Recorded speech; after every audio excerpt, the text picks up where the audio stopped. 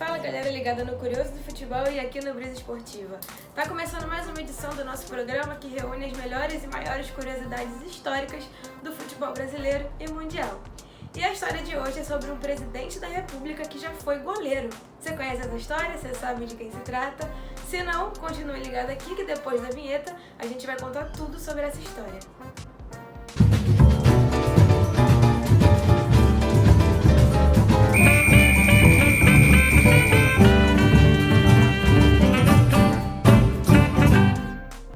Pra gente começar a entender essa história, a gente precisa voltar lá pro ano de 1915, no Rio Grande do Norte. Aquele ano seria um marco para o futebol potiguar, pois foi quando surgiu o primeiro clube da região, o ABC.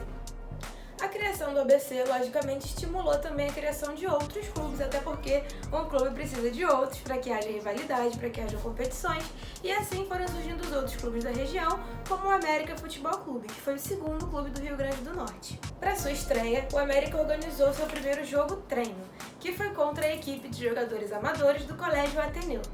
E entre esses jogadores, esses jovens estudantes, tinha um jovem de 16 anos que seria o goleiro da equipe, que era ninguém mais, ninguém menos que Café Filho, que se tornaria o 18º presidente da República do Brasil. Mas a estreia de Café Filho como goleiro não podia ter sido pior. O time do Colégio Ateneu acabou perdendo por 22-0, dos quais desses 22 gols o Café Filho tomou 10, até ser substituído pelo outro goleiro da equipe, o reserva, que teria um desempenho ainda pior, tomando os outros 12 gols que iam fechar aí essa goleada homérica. Mas essa estreia terrível para o Café Filho não ia ser suficiente para afastar ele do futebol, que era uma das suas grandes paixões.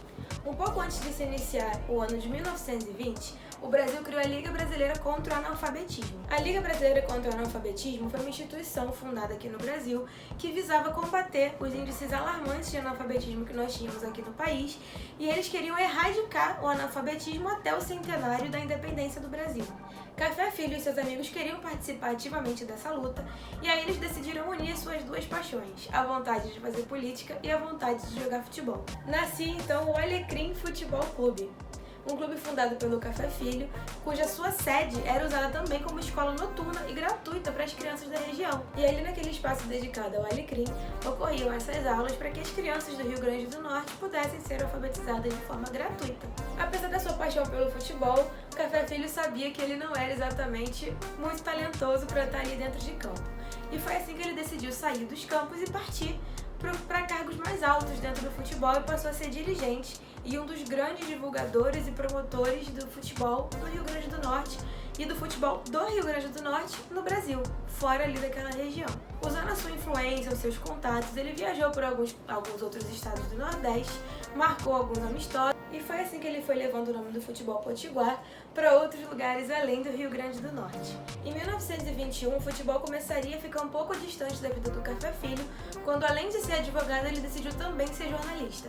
Ele fundou um jornal e a partir daí a sua influência foi ficando maior, ele foi ficando mais conhecido. E em 1934 ele entrou de vez para a política, virando deputado, ele foi eleito deputado. Só que em 1937 começaria o Estado Novo, o governo de Getúlio Vargas, que foi marcado pelo autoritarismo, e ali acabaria o primeiro mandato de Café Filho. Mas em 1945, com o fim do Estado Novo, ele seria eleito novamente deputado, mostrando que ele tinha força política realmente. Ele era um político querido, era um político que facilmente era eleito. Tão facilmente eleito que em 1950 ocorreriam as eleições para presidente. E naquela época, o vice-presidente também era escolhido por voto. Ele não era uma chapa única com seu presidente eleito automaticamente.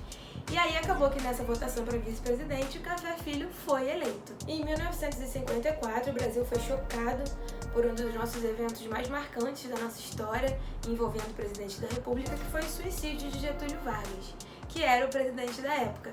E seu vice, Café Filho, acabou assumindo o mandato, se tornando o 18º presidente da República.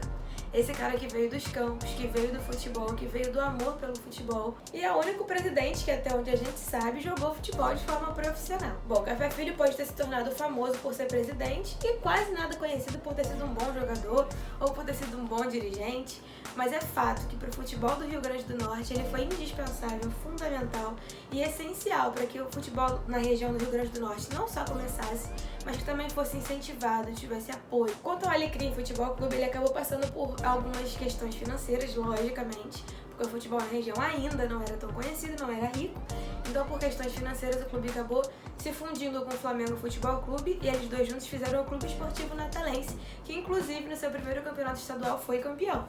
Em 1923, o Alecrim iria se desfazer dessa fusão e iria voltar e retomar suas atividades, e está em atividade até hoje, e é o terceiro clube de Natal com mais participações na Série A do Campeonato Brasileiro. E é isso, galera. Espero que vocês tenham curtido essa história, que vocês conheçam um pouco mais sobre a história não só do nosso futebol, mas também do nosso Brasil, a nossa história política. Se você gostou, deixa o like aqui, se inscreve, curte também lá as páginas das redes sociais do Curioso do Futebol, e o texto completo, como sempre, eu posto também lá no site, na íntegra, pra você que não tem tanta paciência para assistir e gosta mais de ler. E até semana que vem, galera!